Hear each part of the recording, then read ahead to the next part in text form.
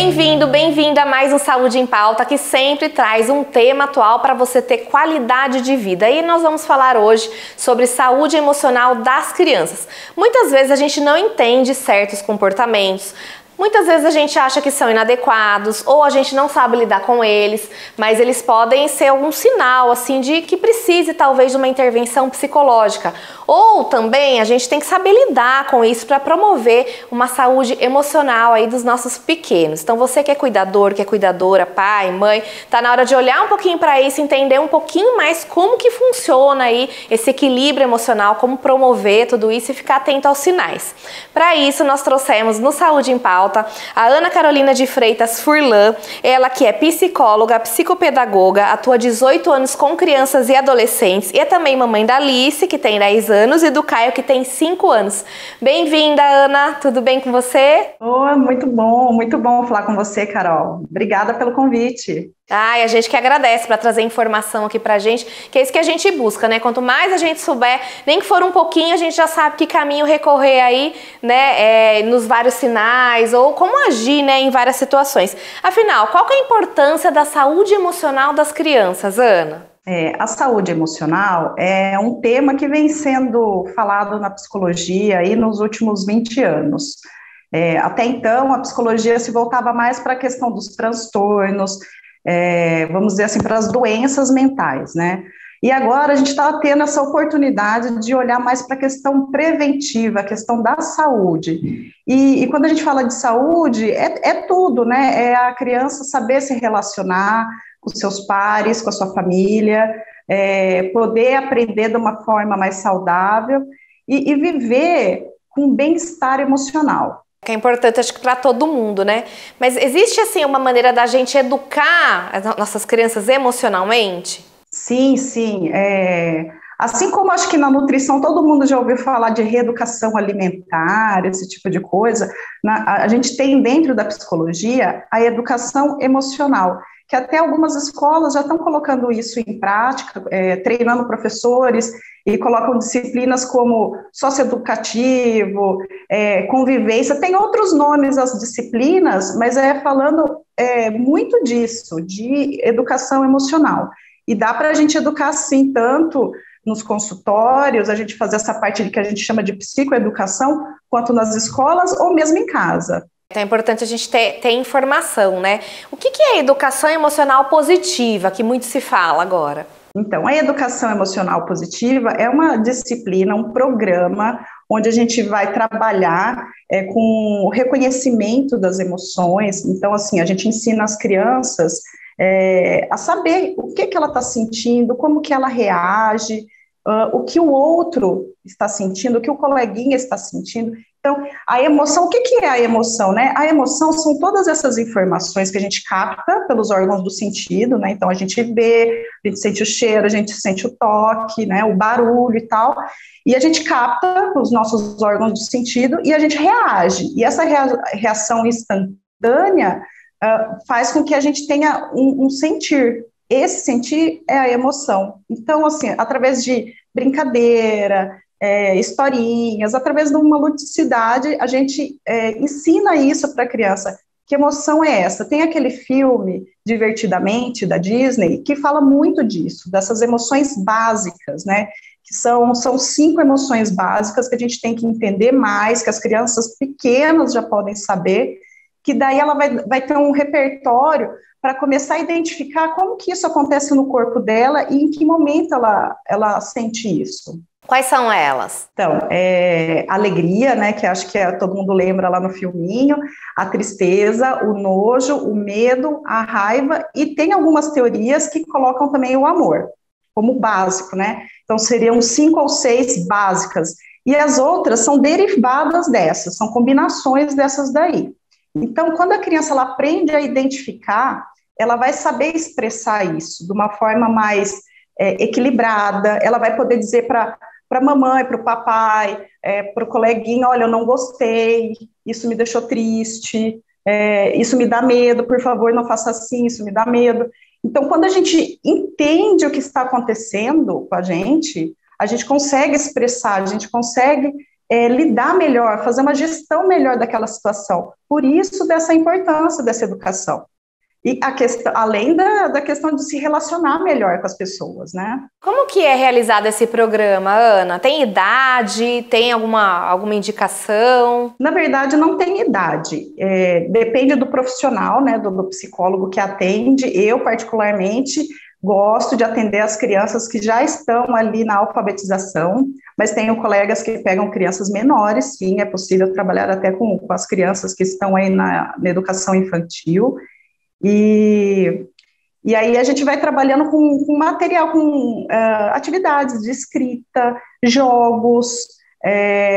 Eu tenho material assim impresso, com plaquinhas, enfim, é bem divertido, é gostoso. Não é uma coisa assim que nem uma aula expositiva, não. Tem uma parte que a gente explica, sim, porque tem essa questão da educação, mas é bem assim envolvente. E os pais ficam juntos ou não? Não, essa parte aí a gente faz individual para a criança, a gente orienta os pais num outro momento. Assim, eu trabalho muito em parceria com as famílias, porque eu não consigo trabalhar só a criança, ela chega na casa dela e os pais não estão preparados para aquela novidade, então tem que ser um conjunto, né?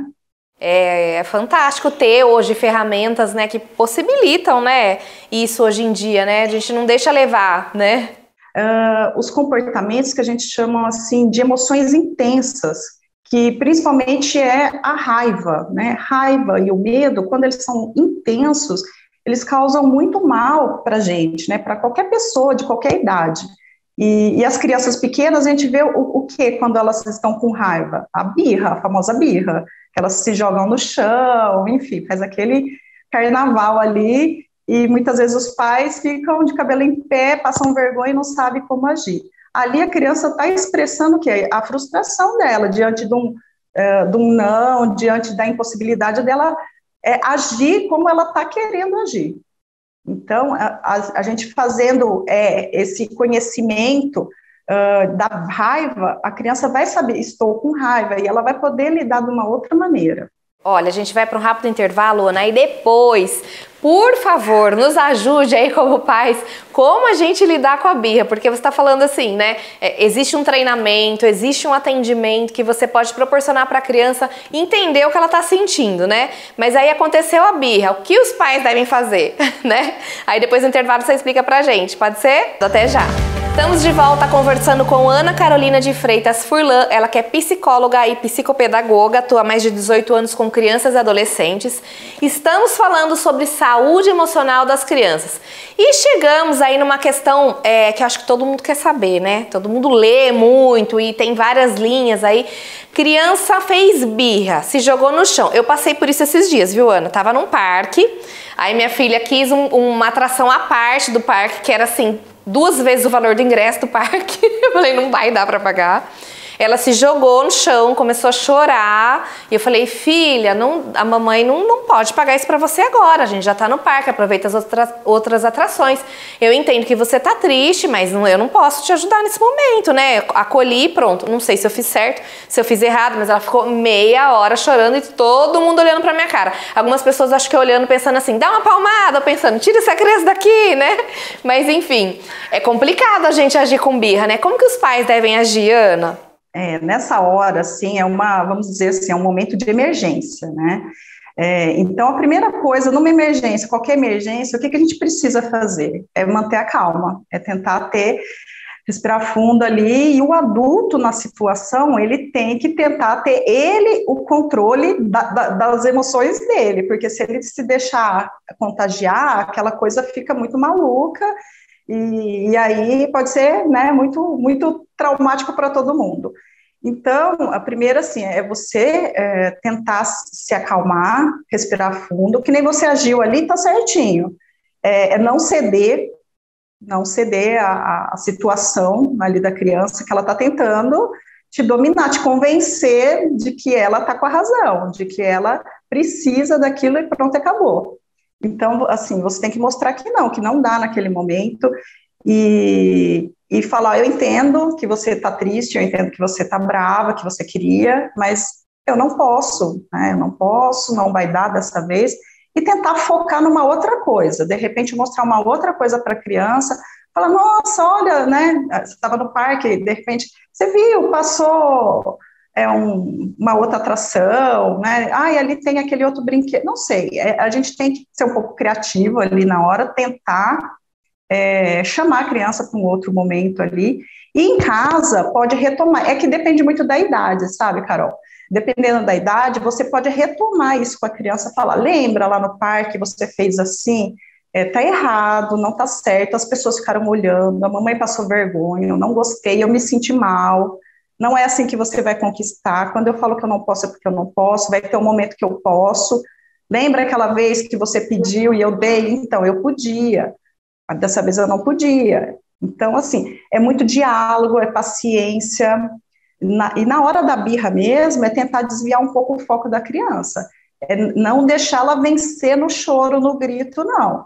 É mostrar, assim, que é você sendo firme, mas calma, né? Sem aquela... Assim, é não invalidar a emoção da criança, mas tendo firmeza, sabe?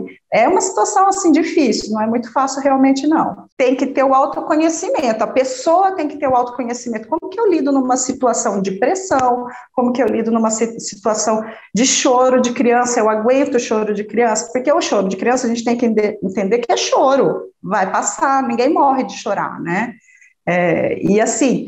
Tem o julgamento das pessoas, como que eu lido, né, com isso, com o julgamento dos olhares, né, todo mundo ali meio que julgando, criticando, então assim, a gente tem que ter isso mais resolvido dentro da gente. Que é difícil, Ana, como é complicado pra gente, né? Na verdade, assim, né, os pais, independente se é homem, se é mulher, se é um casal, quem tá ali cuidando daquela criança tem que ter esse repertório emocional, comportamental, para lidar com aquela situação, né? Então, e assim, uma vez que você consegue controlar essa situação, na segunda, você vai perceber que ou não acontece ou ela vem numa situação mais enfraquecida. A criança até tenta dar um showzinho ali, mas ela já percebe que não vai surtir efeito e ela para com isso. Como que a gente ensina a criança a lidar com a raiva? É reconhecer a raiva, depois aprender a respirar nessas situações mais tensas, porque a respiração ela é fundamental, a gente sabe que ela é a base aí de meditação, de relaxamento, das terapias alternativas, enfim, tem todo um estudo, e assim, para a gente se acalmar primeiro é respirar fundo mesmo, e fazer uma respiração, ensinar a criança a puxar o ar, a segurar um pouquinho e soltar. Tem até uma técnica que a gente fala assim, cheira a florzinha e assopra a velhinha. E a gente pega, pode ser uma caneta, um objeto qualquer e mostra para a criança e ela assopra. Você vai fazendo esse treino com a criança. Eu, com meu filho de 5 anos, eu uso até hoje uma técnica para ele controlar a raiva dele e funciona muito, que é de se abraçar, né, na hora que está com a raiva, segura um pouquinho e solta. E eu peço para ele assoprar no meu rosto. Aí fala, tá muito fraco, assopra mais forte. Aí ele põe toda a agressividade dele naquele soltar. E aí ele vai se acalmando. Então, você vai contendo a criança, né? Porque as crianças que elas não controlam a raiva, logo após a explosão, o que acontece? Elas se sentem muito mal com elas mesmas, elas ficam envergonhadas também, porque é um descontrole, elas vão pelo impulso, pela aquela ação. Então, a gente tem que ensiná-las a se conter, porque daí isso vai na escola, né? A criança vai crescendo, ela fica com raiva, ela vai partir para agressão, ela vai bater no coleguinha, ela não tá nem aí, mas ele me deixou irado, ele me enfureceu, ele me xingou, e aí a gente cria aquela sociedade agressiva. Então, a questão da educação emocional é muito importante para a gente criar uma sociedade mais pacífica, né? Da cultura da paz mesmo. Então, é muito importante a gente aprender a lidar com a raiva desde pequenininho, com a frustração desde pequenininho. Hoje a gente escuta falar muito sobre resiliência, mas isso tem que ser plantado na infância. Como que a gente cria essa resiliência? Não é do nada. É aprendendo a lidar com as situações difíceis, desafiadoras, e assim, se reerguer, caiu, né, me levantei, caiu, me levantei. A vida é assim, a gente é cheia de desafios. Então, a criança ela vai ter que aprender que ela vai ouvir mais não na vida dela do que sim. E aí, ela vai dar esse showzinho toda hora que ela ouviu não na vida? Então, assim, é muito importante. Aí chega na adolescência, a gente vê muitos problemas, porque, né, toma um fora, o primeiro fora que tomou lá da paquera, do paquera, enfim. Aí entra num quarto e fica lá preso naquele quarto, não sabe mais naquele quarto, e se deprime, porque não sabe lidar com aquele não. E que sinais e comportamentos que a gente deve ficar atento, que a gente fala, não, olha, não estou dando conta, preciso de uma intervenção psicológica? São todos os comportamentos que nos chamam a atenção, né? São aqueles comportamentos assim que de repente a criança agia de um jeito e ela muda, né? Então, de repente ela come, né, de tudo, tranquila, e ela passa a comer menos, né? Estranho isso que está acontecendo, né? Será que, né, alguém às vezes fez alguma brincadeira com ela, algum bullying, ela pode estar com depressão, dormia tranquilo, começa a acordar muito à noite, tem que investigar o que está acontecendo. Eu tinha uma amiga que a criança ficava tão nervosa, mas tão nervosa que ela se unhava assim, ó, chegou a sangrar o rosto. Ela falou assim, gente, não dou mais conta, vou ter que, né, vou ter que entender o que está acontecendo e aprender a lidar com isso. Eu acho que esses sinais gritantes aí já são também, né? Tem uns que assim, que eles são muito, que nem você falou, gritantes, assim, a gente chama a nossa atenção, você percebe que mudou muito o comportamento da criança. Ela tinha muitos amigos, de repente ela fica mais isoladinha. Ela tem um rendimento legal na escola, um desempenho bom, de repente cai as notas, assim. Né, tem que investigar o que está acontecendo. As escolas, quando a criança cai o rendimento, elas são boas, né, nesse aspecto, porque elas alertam os pais, e para mim chega muito isso, né, chega muito das escolas quando o rendimento da criança não está legal, daí os pais querem investigar. Então é um olhar atento que a escola tem, né. Mas, assim, uma criança que se irrita com tudo, vamos dizer assim, as coisas mais básicas, né? Ela se irrita com tudo. O que é essa irritação? É raiva. Ela não está sabendo lidar com raiva, né? Então, assim, a irritação muito grande, crianças que se preocupam com tudo, sabe? Ai, será que eu vou errar? Será que eu vou me machucar? Ai, será que eu vou ali? Isso faz bem? Não faz? Aquela criança que, sabe, que parece aqueles adultos super, né, ansiosos, é uma criança ansiosa, né? Ela é muito preocupada, tudo tem que dar certo, tudo, o resultado tem que ser perfeito, né? Então, assim, é um indício, um comportamento de que ela está indo para esse caminho da ansiedade. Tem também crianças que reclamam de tudo. Tudo está ruim, ela não consegue enxergar as coisas boas, né? Não consegue, ela... Às vezes assim, tudo isso, esses comportamentos que eu estou falando, Carol, é um misto de genética, tá? De personalidade e de aprendizado. Muito disso é aprendido em casa, né? Tem até estudos que falam do desamparo aprendido. Então, assim, tem muitas coisas que somos nós que fornecemos para os nossos filhos, até esses comportamentos indesejados. E algumas coisas a gente tem que se perguntar quando a gente é pai e mãe, que muitas vezes o que nos irrita no nosso filho é justamente aquele comportamento que parece alguma coisa que a gente fazia ali no passado, né? Eu falo que a gente cresce demais com as crianças, né? Assim, quem tá junto lá na lida todo dia, a gente tem que acaba crescendo demais e aprendendo com eles, né? E acho que, assim, é muito importante... para fortalecer esse emocional, mais do que qualquer intervenção psicológica, qualquer ensinamento que a gente tenha, realmente criar um diálogo, sabe, autêntico com a criança, verdadeiro. Tem muitos pais que escondem muitas coisas das crianças, a verdade tem que vir à tona, não pode ficar criando tabus, segredos familiares, sabe, a pessoa morreu na família e fala que foi viajar, e aí a criança fala, mas fulano não volta, e aí cria, sabe, uma fantasia que aquilo vai atrapalhar o desenvolvimento da criança. Então, assim, é criar diálogo também.